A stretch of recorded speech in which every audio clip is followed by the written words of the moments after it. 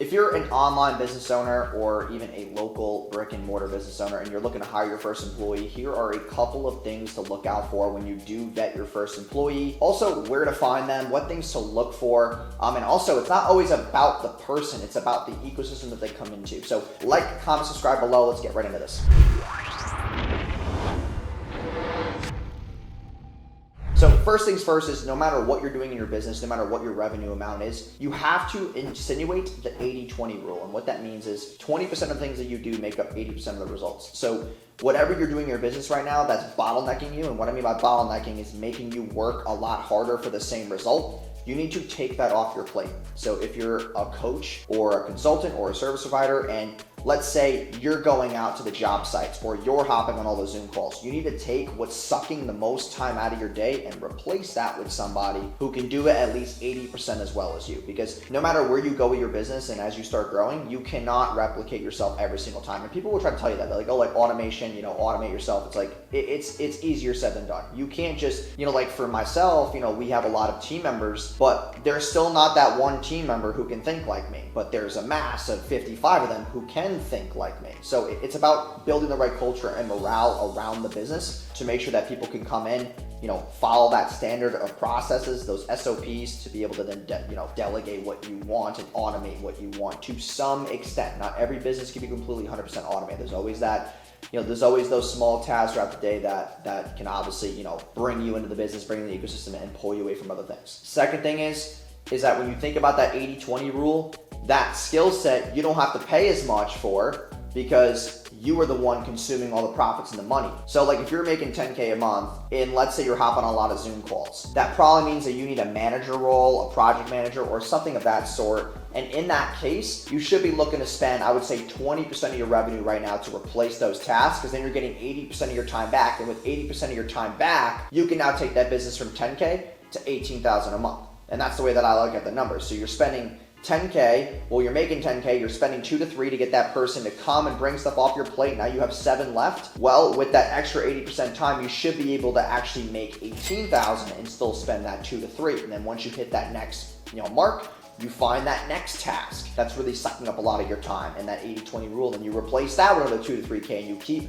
going in these increments. And also for payroll reasons, payroll should not go above 30 to 33%. That's the benchmark that we look for in our business. So whatever we make on a monthly basis, 25 to 33% of that should be payroll. Nothing more, nothing less. Okay? And it's not because we don't want to save money. So when I say nothing less, it's not like we don't want to spend less. It's that it's always good to bring new people into the business so that there's always backup ready, so that when you do scale or grow a tiny bit, then you still don't have to rush to hire really quick. And that brings me to the next point, is do not hire fast. Okay, you hire, right? So people say hire fast, fire fast, or whatever that whole perception is. I like to vet. So we do about 2 to 3 interviews per person usually. It just depends on the role. It's got to be like someone on a management role. So the first hire, you really need a vet, because now you're taking a lot of time away to train them, bring them into the business, and bring them up to KPI. So that person you really need to vet. I would go to friends of family or friends in general to find that first hire if it's like a local business. But if you're online,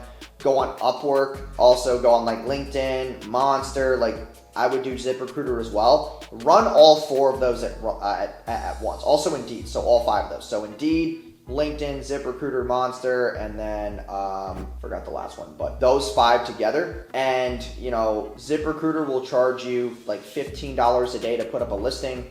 LinkedIn doesn't charge you anything if you have a premium account, which is $30 a month. And then Indeed will charge you, I believe it's $11 a day. And to be honest, if you're looking to find the right person, I would just let those listings run for about a week. You're gonna have over 100 submissions. I mean, I've never had a submission where I'm putting money through ZipRecruiter and Indeed to the point where I'm not getting submissions within 24 to 48 hours. I mean, you're gonna have 100+ submissions, and then there you can go and vet them and wean out the resumes and obviously call people for interviews. Out of every, I would say, if it's a very high executive position, out of any 20 people that you decide to have interviews with, you're gonna probably around 5 to 7 of them.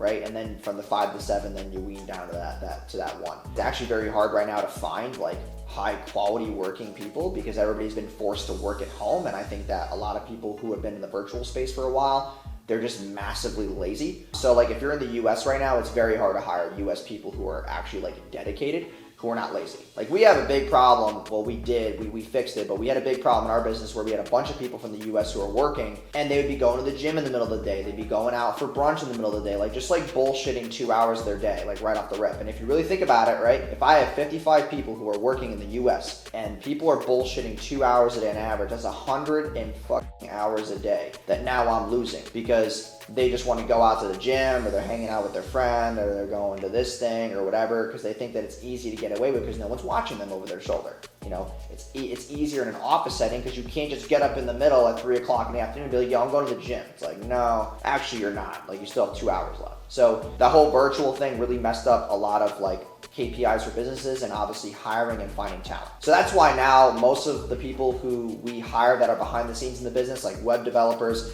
landing page designers, even the project managers, chat managers, they're all from the Philippines because number one, they're cheaper. Number two is they actually work because they do twice as much output as anybody in the US and they're 4 times cheaper. So now I'm able to supplement that payroll, get more shit done, and then be able to retain more profit. Because for every one US person, if for example, right, a US project manager will make $4 grand a month. I could find someone in the Philippines for $900 a month, about $800 a month. So I'm able to get 4 of those people who already do twice as much work. So now I'm getting 8x output for one US person. So it's just a lot more efficient. The people who are face talking to the clients, those are gonna be US. But everybody in the back end is all just, you know, Philippines and India and stuff like that. So, and that brings me to my last point, which is if you're hiring somebody, you cannot hire into a business that has no processes. Don't just throw somebody rogue into your business and expect them to like it and expect them to be happy with the actual morale and feeling. You don't want to overwhelm your first employee. You want to bring them into the business, bring them under your wing, and give them the right amount of attention that they want. Because at the end of the day, if you were a solopreneur, they're coming to the business. You now have to be a leader and be that visionary for where the company goes from there on out. So for that reason, you need to be their little mentor for a while and excite them, give them something to be excited about. Don't just throw them in the business, put them behind a desk and be like, hey, here's this Google sheet, do this. It's that's boring. You need to make sure that you're incentivizing your team members as well. We have KPI incentives. If you let's say your average conversion rate on a landing page is X amount, you'll get a $500 bonus at the end of the month. Or if you're in sales, if you make 10 grand in a day for us, then we'll give you an extra $100. If you make the most sales in a week, then you get an extra $500 a week. If you make the most sales in a month, you get an extra $1,000. And then if you stay above 30% close rates, you get an extra $1,500 a month. So we give little KPI incentives where we motivate people, because if your team members or employees, whatever you want to call them, they're not motivated, then they're not going to give you the right amount of output anyway. So those are my biggest pieces of advice for your first hire. I hope you guys enjoyed today's video. Please like, comment, and subscribe, and I'll see you guys in tomorrow's video. Peace.